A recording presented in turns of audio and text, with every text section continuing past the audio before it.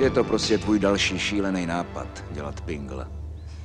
Nadarmo jsme ti v ročníku neříkali, trhlej. Hele, podepsal jsi mi dovolenou, podepsal. Já si můžu o svý dovolený dělat, co chci. Podívej se, kdybych nastoupil do funkce rovnou, tak mi bude kdejaký chytrák mazat med kolem huby. Takhle je budu mít dokonale přečtený. Nemáš ponětí, co všechno lidi v hospodě semelo. No dobře, dobře. No ne, to není geniální nápad můj. Každý chytrý revizák jde nejdřív do hospody a pak hodí na jisto. Jenomže ty nejsi žádný chytrý revizák, ale... Já vím, je to trochu podraz, ale... No. Já prostě chci poznat lidi, se kterýma budu dělat.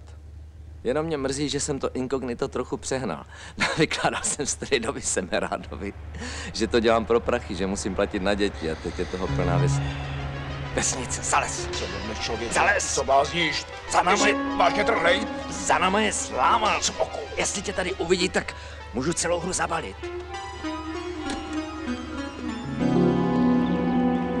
Nemáte, prosím vás, zápalky?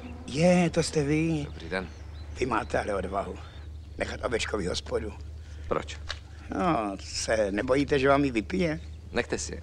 Děkuju. Ale to nestihne. Za 2 hodiny zavíráme. Aha. No, takže vám za ně moc děkuju. Prosím. Ještě vydrž. Vydrž. Hele, to je ten pingl. A má tam někoho schovanýho pod dekou. Asi nějakou kočku. Prej to je velký čilouš.